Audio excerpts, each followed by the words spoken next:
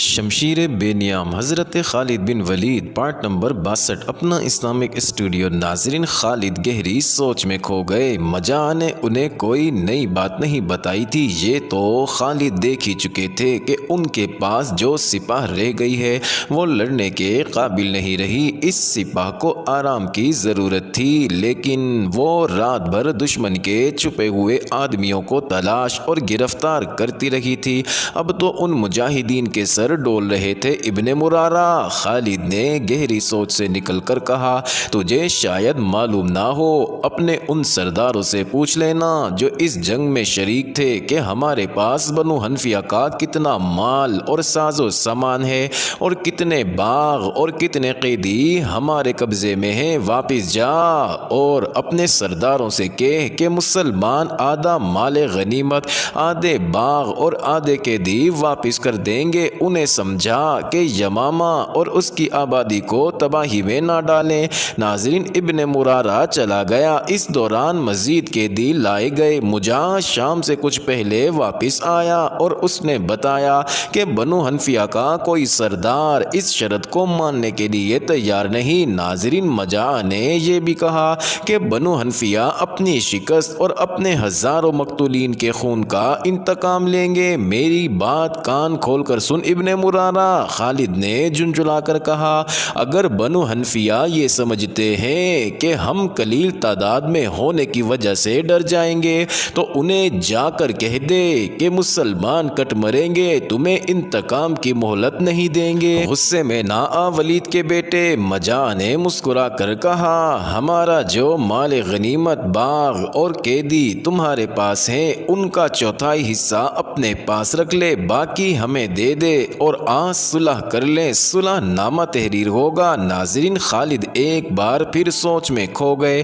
میں تجھے ایک بار پھر خبردار کرتا ہوں ولید کے بیٹے، مجاع نے کہا، یہ میرا کمال ہے کہ میں نے بنو حنفیہ کو صلح پر راضی کر لیا ہے۔ میں نے ان کی لعنت ملامت برداشت کی ہے۔ انہوں نے مجھے غدار بھی کہا ہے۔ وہ کہتے ہیں کہ تم مسلمانوں سے انعام لے کر ہمیں ان کا غلام بنانا چاہتے ہو۔ وہ کہتے ہیں کہ ہماری تعداد اگر کم بھی ہوتی تو بھی ہم صلح نہ کرتے۔ ہمارے پاس نہ ساز و سامان کی کمی ہے نہ خوراک کی، ان چیزوں کی کمی ہے تو مسلمانوں کو ہوگی۔ وہ کہتے ہیں کہ اتنی سخت سردی میں مسلمان کب تک محاصرے میں بیٹھے رہیں گے؟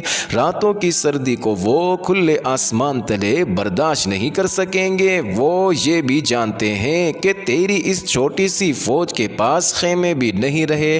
سوچ لے ابن ولید، اچھی طرح سوچ لے۔ اگر تجھے شک ہے تو ذرا آگے جا کر یمامہ کی دیواروں پر ایک نظر ڈال اور دیکھ کہ ایک دیوار تو قلعے کی ہے اور اس کے اوپر ایک دیوار انسانی جسموں کی ہے۔ ناظرین، خالد بے شک اپنی کمزوریوں سے آگاہ تھے، لیکن وہ دشمن کی ہر شرط ماننے کو تیار نہیں ہو سکتے تھے۔ وہ اپنے خیمے سے باہر نکل گئے۔ ان کے نائب سالار باہر کھڑے تھے۔ سالاروں نے بے تابی سے خالد سے پوچھا کہ صلح کی بات کہاں تک پہنچی ہے؟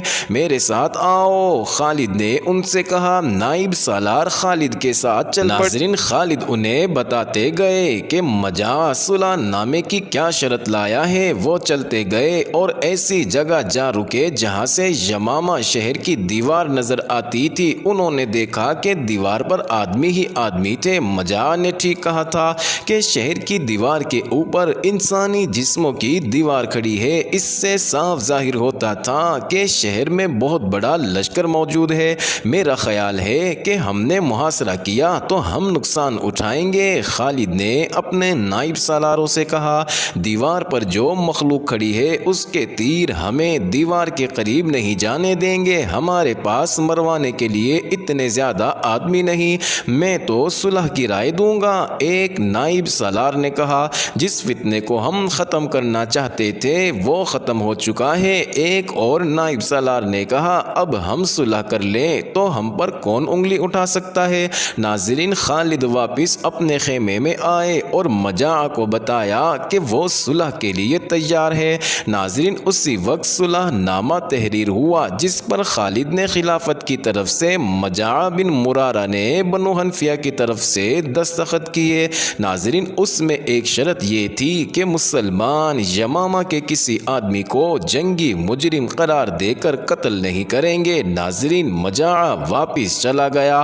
اسی روز اس نے یمامہ کے دروازے کھول دیے اور خالد کو شہر میں مدعو کیا۔ خالد اپنے سالاروں اور کمانداروں کے ساتھ یمامہ شہر کے دروازے تک پہنچے۔ انہوں نے اوپر دیکھا، دیواروں پر اب ایک بھی آدمی نہیں کھڑا تھا، برج بھی خالی تھے۔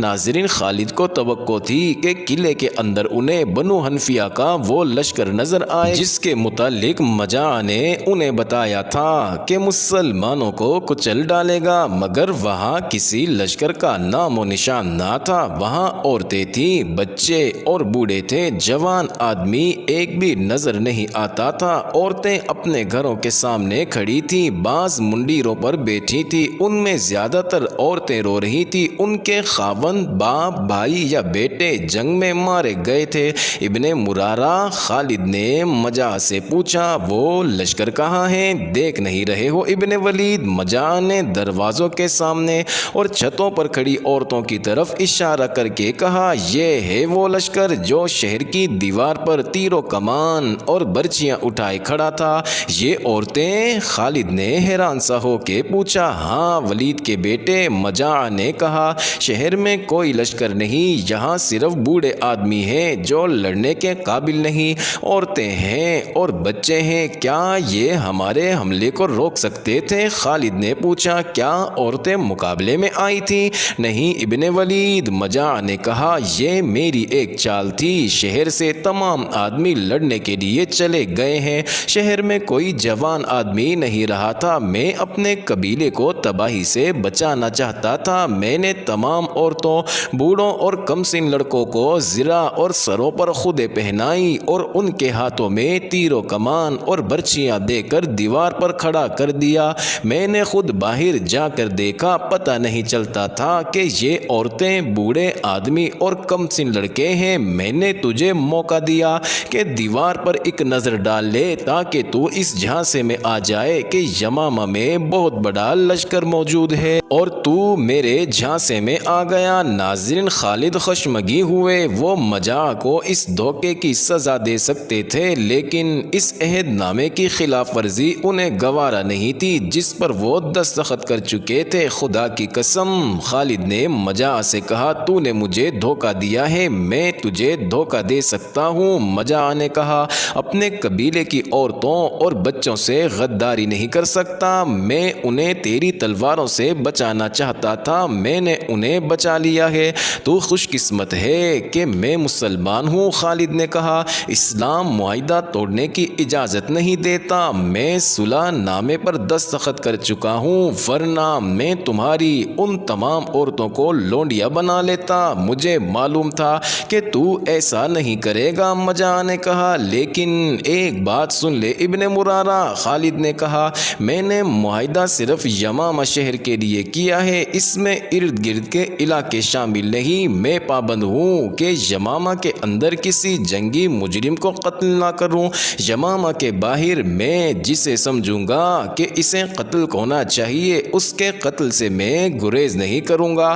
ناظرین، ارتداد کا سب سے بڑا مرکز یمامہ تھا جو خالد نے اکھاڑ پھینکا اور جھوٹے نبی کو ہلاک کر کے اس کی لاش کی نمائش کی گئی۔ اس کے پیروکاروں سے کہا گیا کہ مسیلمہ کذاب کے پاس معجزوں کی طاقت ہوتی تو تمہارے 40,000 سے زیادہ لشکر کا یہ حشر 13,000 آدمیوں کے ہاتھوں نہ ہو۔ بنو حنفیہ مسلمان یمامہ کی گلیوں میں اعلان کرتے پھر رہے تھے، عورتیں مت ڈریں، کسی کو لونڈی نہیں بنایا جائے گا، شہر کے اندر کسی مرد، بچے یا عورت پر ہاتھ نہیں اٹھایا جائے گا۔ مسیلمہ کذاب فریب کار تھا، اس نے تم سب کو دھوکہ دے کر تمہارے گھر اجاڑ دیے ہیں۔ یمامہ پر خوف و ہراس اور موت کی ویرانی تھی، عورتیں شہر سے باہر نکلنے سے ڈرتی تھی، انہیں مسلمانوں سے کوئی ڈر اور خدشہ نہیں رہا تھا، وہ اپنے آدمیوں کی لاشیں دیکھنے سے ڈرتی تھی، وہ شہر کی دیوار پر جا کر باہر کا منظر دیکھتی تھی، انہیں گدھوں، گیدڑوں اور بھیڑیوں کی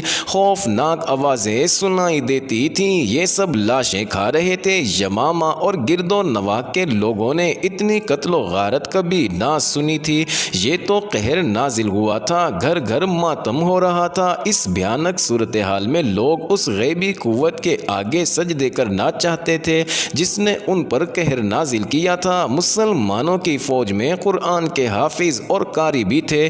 انہوں نے لوگوں کو آیات قرآنی سنا کر بتانا شروع کر دیا تھا کہ انہیں تباہ کرنے والی غیبی طاقت کیا ہے۔ ناظرین، مورخ لکھتے ہیں کہ بنو حنفیہ کے جو آدمی بھاگ گئے تھے ان کی تعداد کم و بیش 20,000 تھی۔ وہ یوں لاپتہ ہوئے کہ ادھر ادھر چھپ گئے تھے۔ مسلمان انہیں ڈھونڈ ڈھونڈ کر لا رہے تھے۔ وہ بھی خوف زدہ تھے، وہ نادم بھی تھے کہ انہوں نے ایک جھوٹے نبی کے ہاتھ پر بیعت کی جس نے انہیں کہا تھا اسے خدا نے ایسی طاقت دی ہے کہ فتح بنو حنفیہ کی ہی ہوگی اور مسلمان تباہ ہو جائیں گے۔ انہیں تبلیغ کی یا اسلام کے تفصیلی تعارف کی ضرورت نہیں تھی۔ ان میں سے بیشتر نے از خود اسلام قبول کر لیا۔ مجاع بن مرارہ بنو حنفیہ کی سرداری میں مسیلمہ کذاب کا جانشین تھا۔ اس نے دیکھا کہ اس کا قبیلہ دھڑا دھڑ اسلام قبول کرتا جا رہا ہے۔ اس سے اسے یہ اطمینان ہوا کہ خالد کے دل میں اس کے خلاف جو خفگی تھی وہ نکل گئی ہے۔ بنو حنفیہ کے لوگ جوگ در جوگ خالد کے پاس بیعت کے لیے آ رہے تھے۔ خالد نے ان میں سے چند ایک سرکردہ افراد کا ایک وفد تیار کیا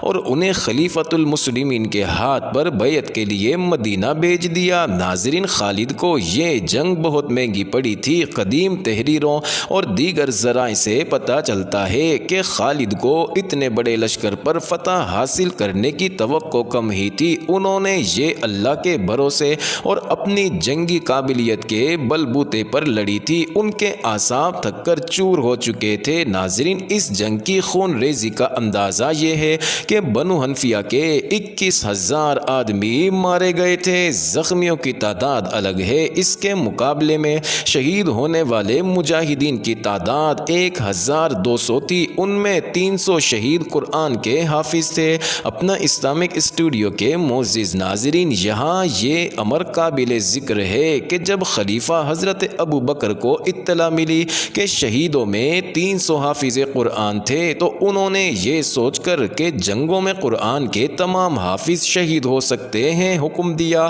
کہ قرآن ایک جگہ تحریر میں جمع کر لیا جائے۔ چنانچہ پہلی بار قرآن کو اس شکل میں جمع کیا گیا جو آج ہمارے سامنے ہے۔ ناظرین، جنگ یمامہ کے بعد خالد کی کیفیت یہ تھی کہ جسمانی اور ذہنی لحاظ سے شل ہو چکے تھے۔ لیلا ان کے تھکے ماندے اعصاب کو سہلاتی تھی۔ ناظرین، مورخوں نے لکھا ہے کہ کسی بھی جنگ میں مسلمانوں کا اتنا جانی نقصان نہیں ہوا تھا۔ اب ایک ہی بار 1,200 مجاہدین شہید ہو گئے تو باقی مجاہدین پر جیسے غم کے پہاڑ آ پڑے ہوں۔ ناظرین، خالد دکھ اور غم کو قبول کرنے والے نہیں تھے۔ اگر وہ مرنے والوں کا ماتم کرنے بیٹھ جاتے یا دل پر غم طاری کر لیتے تو سپہ سالاری نہ کر سکتے۔ انہیں آگے چل کر عراق اور شام فتح کرنا تھا۔ انہیں ارتداد کو کچل کر اسلام کو دور دور تک پھیلانا تھا۔ اس لیے وہ اپنے آپ کو رنج و الم سے آزاد رکھتے تھے۔ ولید کے بیٹے لیلا نے خالد سے کہا،